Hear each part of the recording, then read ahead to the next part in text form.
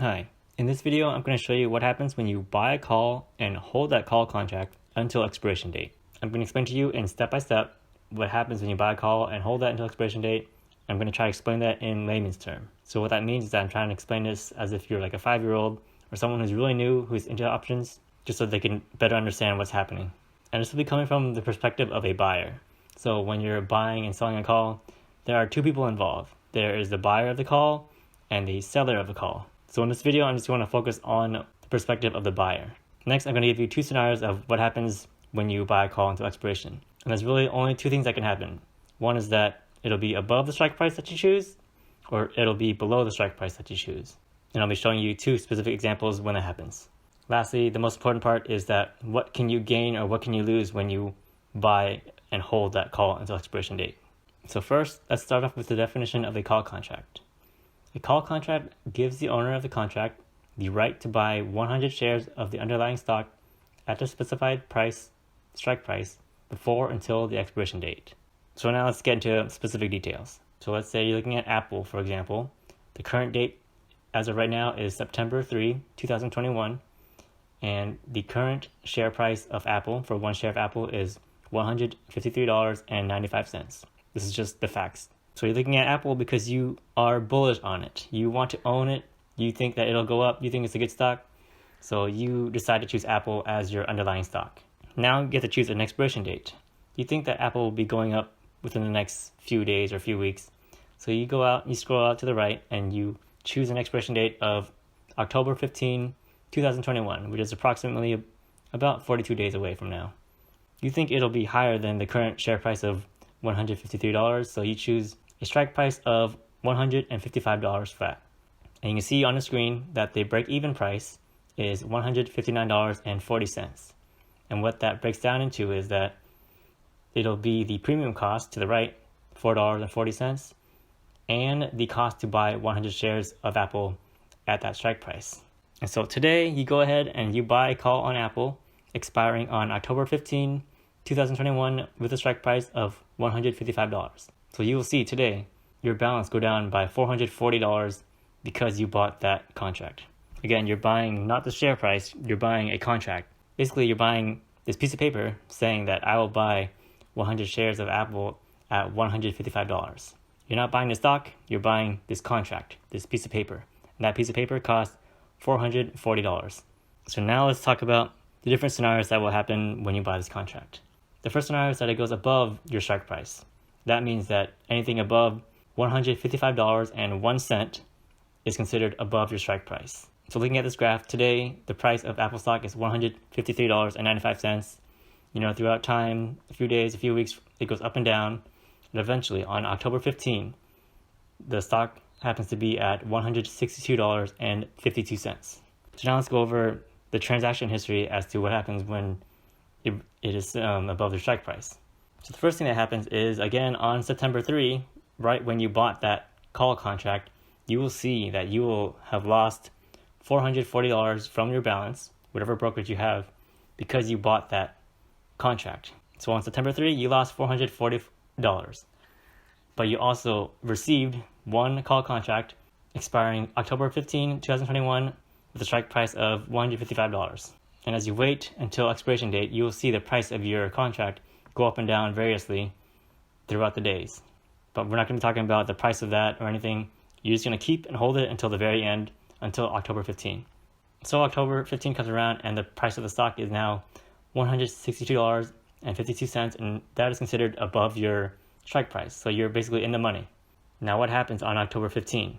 On October 15, if you have the money, and assuming you do, you will see that you will have subtracted $15,500 from your balance, because that is the cash that's needed to buy 100 shares of Apple.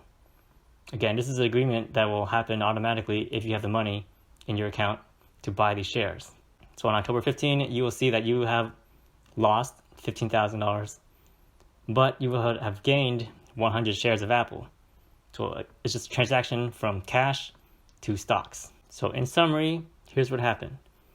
You would have in total lost $15,940 cash, and this comes from the premium cost the $440 that you bought back in September 3, and the 100 shares of stock that you had to buy at $155 for 100 shares of Apple. So in total, you spend $15,940 to receive 100 shares of Apple on October 15. So to tie this all up, how do you gain from this? Well, really, in order to maximize your profit, you would have to sell your 100 shares of Apple immediately at that current price of $162.52. So this is what happens on expiration date. You will have exchanged your money for 100 shares of stock because it reached above that strike price.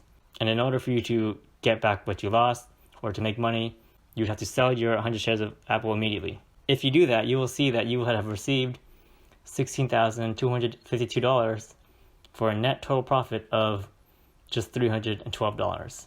Again, this is because you had to have bought the stock, bought the contract, and then you would have sold the stock for a net gain of $312. So now let's look at scenario number 2 and what happens if it's below the strike price. And when I say below the strike price, that means anything that is $154.99 or lower. So you can see on this graph, the current price of one share of Apple was $153. Once you bought that call, you spent money on that premium, and as time progressed, days and a few weeks later, on October 15, it went down to $148.36. So that means you are below the strike price. You are out of the money. Now let's go over the transaction log as to what happened if it is below the strike price. So again, back on September 3, you spent money. You bought the contract. You spent $440, which is the premium cost to buy this one call option. So on September 3, you spent money, and in your balance now is that you own one call contract for $155 expiring on October 15. And as those days and weeks progress, you'll see the price of that premium go up and down, but we're not going to go over that.